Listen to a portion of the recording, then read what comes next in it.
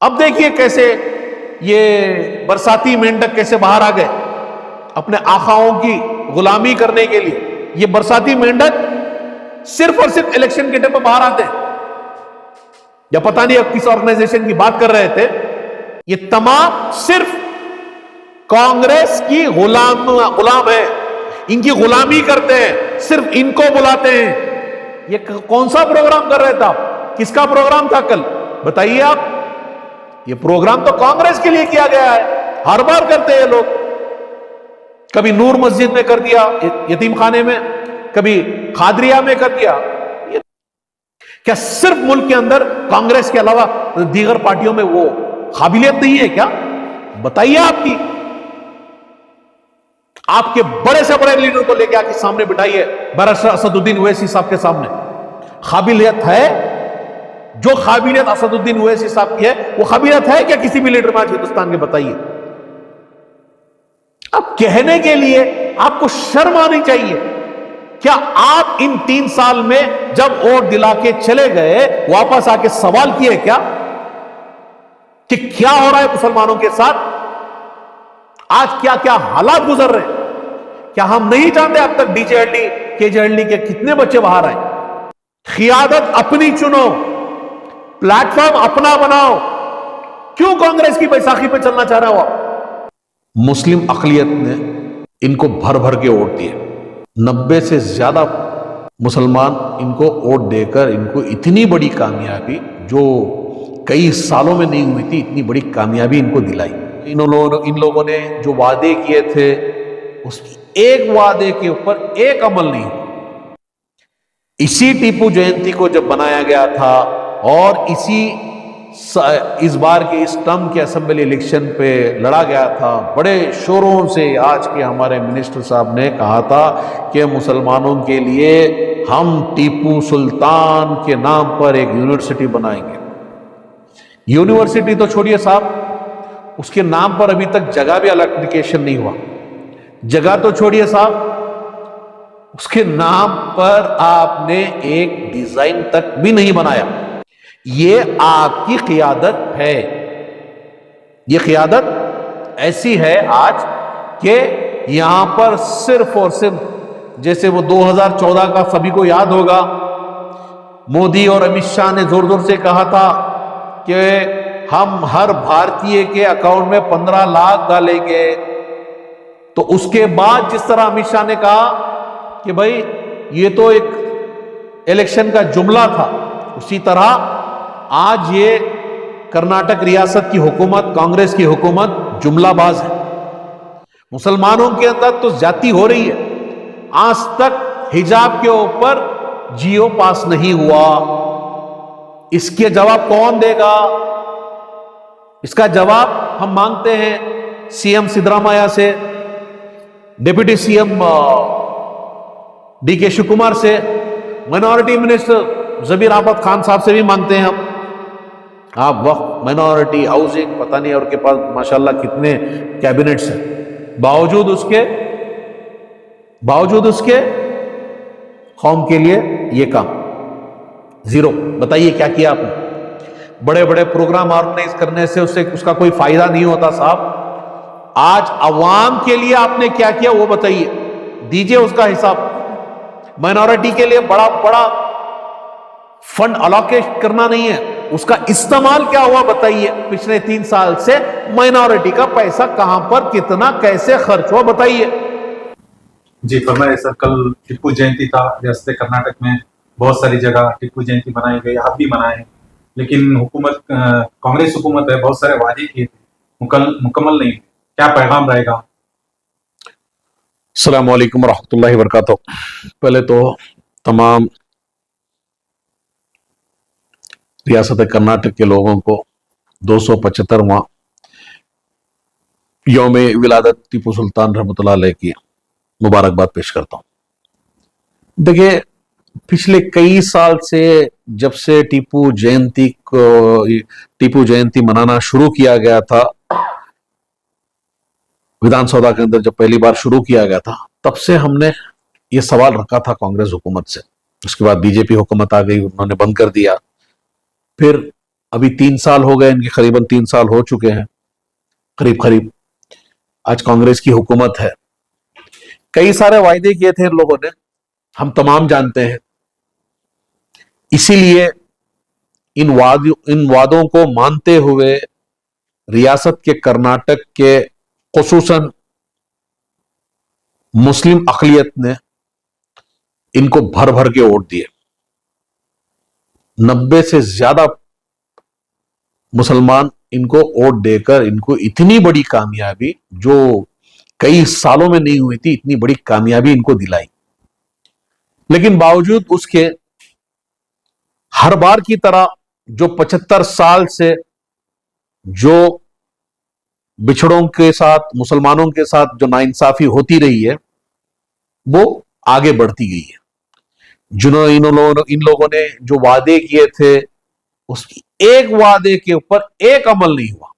और इसमें सबसे बड़ी जो नाकामी है, वो हमारी क़ियादत की नाकामयाबी हुई। ये नाकामयाबी का रीजन हमारी क़ियादत, जो आज हमारी सो कॉल्ड मुस्लिम लीडरशिप है, जो हुकूमत में है, मिनिस्ट्री लेवल में है, एमएलए 7 से 10 हो गए, एमएलसीज हो गए, लेकिन होने के बावजूद, हुकूमत के अंदर होने के बावजूद मुसलमानों के हुकूक देने में आज भी ये कांग्रेस हुकूमत नाकामयाब है।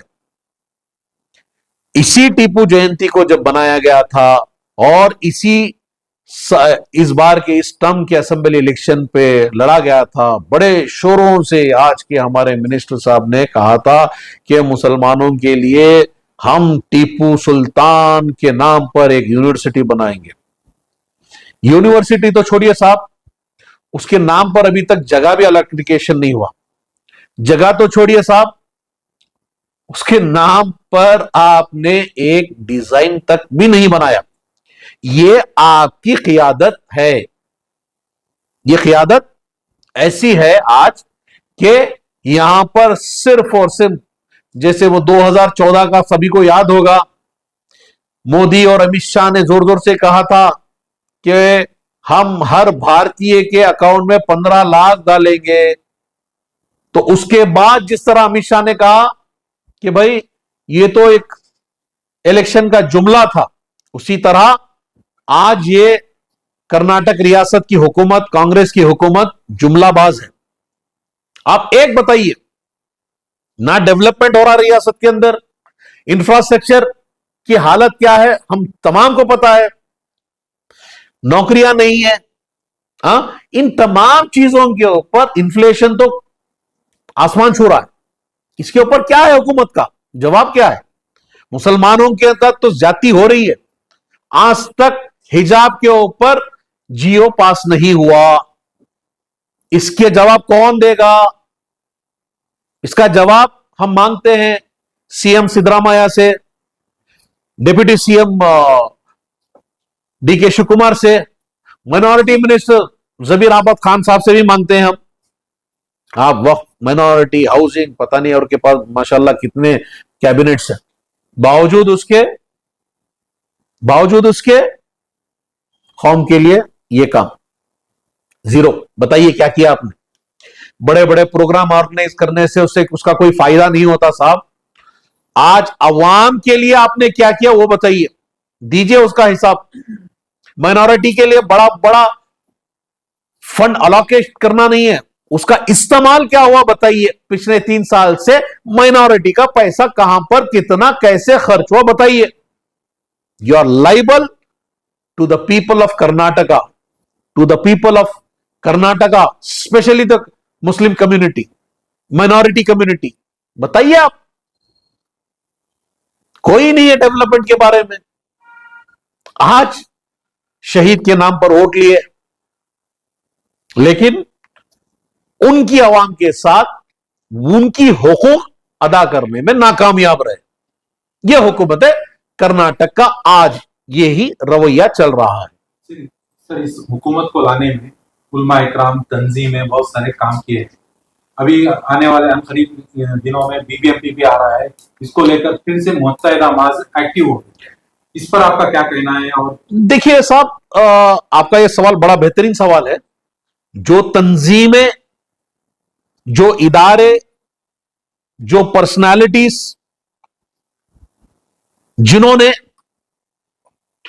इस इलेक्शन में इनके साथ खड़े होकर इनके वादियों को मानते हुए, इनके वादों को मानते हुए इन लोगों ने जो इनको वोट दिलाया था, उसमें एक तंजीम, ना एक पर्सनालिटी, ना एक ऑर्गेनाइजेशन, कोई भी हो, सवाल नहीं कर रहा साहब। जाते हैं, सीएम से मिलते हैं, रिप्रेजेंटेशन देते हैं, वापस आते हैं। हमने भी बड़ी कोशिश की, लेकिन हम जैसे उनको तो अपॉइंटमेंट भी नहीं देते।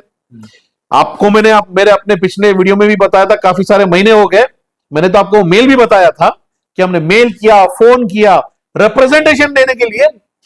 यहां पर ऑपोजिशन को चांस ही नहीं देते लोग। और जैसा आप कह रहे हैं कि आने वाले दिनों में जीबीए का इंतखाबात आने वाले हैं, उसकी डिलिमिटेशन हो चुकी है, कुछ ये पड़े हुए हैं।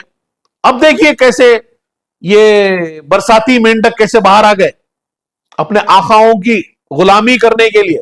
ये बरसाती मेंढक सिर्फ और सिर्फ इलेक्शन के टाइम में बाहर आते हैं, या पता नहीं अब किस ऑर्गेनाइजेशन की बात कर रहे थे। ये तमाम सिर्फ कांग्रेस की गुलाम है, इनकी गुलामी करते हैं, सिर्फ इनको बुलाते हैं। ये कौन सा प्रोग्राम कर रहे थे आप? किसका प्रोग्राम था कल, बताइए आप? ये प्रोग्राम तो कांग्रेस के लिए किया गया है, हर बार करते हैं लोग। कभी नूर मस्जिद में कर दिया, यतीम खाने में, कभी खादरिया में कर दिया।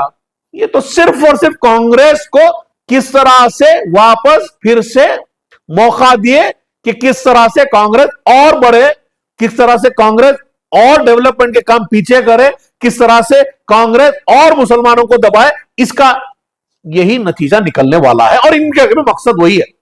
आते हैं, सामने बिठाते हैं, भाई कांग्रेस के अलावा हमारे पास कोई ऑप्शन नहीं है। भाई ऑप्शन बनाओ, क़ियादत अपनी चुनो, प्लेटफॉर्म अपना बनाओ। क्यों कांग्रेस की बैसाखी पे चलना चाह रहे हो आप? क्या सिर्फ मुल्क के अंदर कांग्रेस के अलावा दीगर पार्टियों में वो काबिलियत नहीं है क्या? बताइए आपकी। आपके बड़े से बड़े लीडर को लेकर आके सामने बिठाइए, बैरिस्टर असदुद्दीन ओवैसी साहब के सामने। काबिलियत है? जो काबिलियत असदुद्दीन ओवैसी साहब की है, वो काबिलियत है क्या किसी भी लीडर में आज हिंदुस्तान के? बताइए। अब कहने के लिए आपको शर्म आनी चाहिए। क्या आप इन 3 साल में जब वोट दिला के चले गए, वापस आके सवाल किए क्या कि क्या हो रहा है मुसलमानों के साथ? आज क्या क्या हालात गुजर रहे हैं? क्या हम नहीं जानते अब तक डीजेएलडी केजेएलडी के कितने बच्चे बाहर आए? ये लड़ रहे हैं, वो लड़ रहे हैं, इनके ऊपर इल्जाम, उनके ऊपर इल्जाम, नतीजा जीरो। 3 बच्चे बाहर आए, 3 इकरार जुर्म कर चुके हैं। अभी 33, शायद 33 या 34 अभी भी जेल में है। इनकी रिहाई के ऊपर क्या हुआ? खत्म हो गया। 3 बेल मिल गए, खत्म। दीगर का क्या हो रहा है किसी को नहीं पता। मसले छोड़कर इलेक्शन की तैयारी करने में लगे। बिल्कुल साहब, क्योंकि ये मसला है ना अब इलेक्शन में, फिर वापस यही मसला आएगा, फिर लेंगे कमिटमेंट, फिर कोई आगे आएगा। तो इन तमाम चीजों का खत्म कब होगा? जब क़ियादत अपनी होगी। क़ियादत होनी अपनी चाहिए। हम क़ियादत कर छोड़कर हम गुलामी की तरफ लौट रहे हैं और लौट चुके हैं। अब तंजीमों से नाराज है, आपको दावत नहीं मिली इसलिए? सब मुझे दावत या मेरी पार्टी की दावत से कोई इसका, अब मुझे कोई इसका फायदा होने वाला है क्या? इन जैसे तंजीमों से मुझे कोई फायदा होने वाला भी नहीं है। ये तंजीम क्या है? ये किसने बना ली? या आपने बनाई कांग्रेसियों से, कुछ रिटायर्ड कांग्रेस के जो बैक एंड में बैठकर ये बना लिए कांग्रेस को। अगर आप एक पर्टिकुलर पार्टी को सपोर्ट कर रहे हो तो आप वही पार्टी का हिस्सा हो।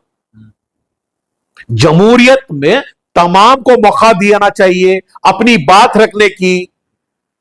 अगर आप एक पार्टी की तरफ स्ट्रेट, आपका यह है कि आपका इंटेंशन क्लियर है कि हम इसी पार्टी को जिताएंगे, तो आप वो पार्टी वाले हो गए ना। अगर मैं अगर तमाम इसी के पीछे लग गए, अगर मैं कहूं कि सिर्फ और सिर्फ मुसलमानों का डेवलपमेंट की बात करूं, तो मैं कम्युनल हो गया ना। जैसे कि आरएसएस करती है हिंदुओं की बात, संघ करते हैं हिंदुओं की बात, हम रियासत कर्नाटक, हम हिंदुस्तान, हम भारत की बात करते हैं। डेवलपमेंट सबका होना चाहिए। हां, ऑफ कोर्स जो बिछड़े हैं उनका ज्यादा, उनके ऊपर तवज्जो ज्यादा देना चाहिए। कौन बिछड़े हैं आज? दलितों से ज्यादा पीछे कौन है? मुसलमान है। तो इसीलिए तो हम सवाल कर रहे हैं। तो आज जिस तरह का इस रवैया इस कांग्रेस हुकूमत का चल रहा है, भाई बार बार आप फेल हो रहे हो, शर्म करो भाई। कितने साल आपको जिताएं? आज उम्मत में, आज मैं बता रहा हूं कि लोगों के अंदर भी एक शऊर पैदा करना चाहिए। मैं हमारे यहां के रियासत के तमाम शहरियों से अपील करता हूं कि भाई अपने अंदर सियासी शऊर पैदा करो। उलमा इकराम से भी मैं ये खुसूसी अपील करता हूं कि एक तरफा ना तंजीम हो या उलमा हो या दानिश्वर लोग हो, एक तरफा फैसला ना करें। भाई लीजिए ना उनका मार्कशीट लेके बैठिए ना, डेवलपमेंट कार्ड लेके बैठिए, क्या डेवलपमेंट किया है, एक एक एमएलए के डेवलपमेंट के बारे में बात कीजिए। और जिसने डेवलपमेंट के ऊपर काम किया है, जिसने हुकूक अदा की है, उनको जिताएंगे ना। क्या इस बार एआईएमआईएम बेंगलुरु के लोकल इलेक्शंस के मैदान में उतरेगी या इस बार भी पीछे रहेगी? भाई इंशाल्लाह ना, पिछली बार हम पीछे थे और आप जानते हैं कैसे कैसे इन लोगों ने जुल्म किया था। इन लोगों ने हमारे लीडरों को आने से यहां पे कैसे रोका था, ये आप तमाम जानते हैं 2015 में। इंशाल्लाह इस बार रोक के बताओ, मजबूती से आएंगे भी इंशाल्लाह, और लड़ेंगे भी, और जीतेंगे भी, और हराएंगे भी इंशाल्लाह। एजेंडे क्या रहेंगे एआईएमआईएम के? एजेंडा साफ है साहब। जो डेवलपमेंट रुका हुआ है उस डेवलपमेंट पे काम करना है, जो काम रुके हुए हैं उसके ऊपर काम करना है, जो हुकूक रुके हुए हैं उसके ऊपर काम करना है। हमें सिर्फ और सिर्फ हुकूक और डेवलपमेंट के ऊपर बात करनी है। बेंगलुरु की आवाम से क्या अपील है? बेंगलुरु से आवाम से हमारी अपील यह है कि भाई मजलिस इत्तेहादुल मुस्लिमीन एक सियासी जमात है और आपकी जमात है। ये किसी एक की या मेरी और मेरे साथियों की जमात नहीं है। मजलिस इत्तेहादुल मुस्लिमीन तमाम भारतीयों की जमात है, तमाम बिछड़ों की जमात है, तमाम मुसलमानों की जमात है, तमाम हिंदुस्तानियों की जमात है। मैं आपको आज इस मौके पर दावत देता हूं, जो एस्पिरेंट्स हैं, जो लोग सियासत में इंटरेस्टेड हैं, मजलिस इत्तेहादुल मुस्लिमीन ये आपका प्लेटफॉर्म है। दूसरों की गुलामी छोड़े, दूसरों की बैसाखी छोड़े, अपना प्लेटफॉर्म पे आइए, अपनी खियादत खुद चुने, अपने मसले खुद हल करें। यह मकसद है मजलिस इत्तेहादुल मुस्लिमीन का। मैं आप तमाम से गुजारिश करता हूं, मजलिस के साथ जुड़े, मजलिस को मजबूत करें, ताकि आपकी आवाज यहां से लेकर पार्लियामेंट तक, आज जिस तरह बैरिस्टर असदुद्दीन ओवैसी साहब अकेले होते हुए पर भी पूरे 542 के ऊपर भारी हैं, यह आप तमाम जानते भी हैं, आप उनकी तारीफें भी करते हैं। लेकिन अगर उनकी हम मजबूती नहीं बढ़ाएंगे तो भाई बैरिस्टर असदुद्दीन ओवैसी कोई आबे हयात पीने वाले शख्सियत नहीं है। उनको भी जाना है, मुझे भी जाना है, लेकिन जब तक वो है हम उनकी इज्जत कर उनसे सीखकर अपनी खियादत बनाएं, ताकि आने वाले दिनों में हम तमाम मजबूत लीडरशिप को खड़ाने में कामयाब हो, ना कि गुलामी पे चले।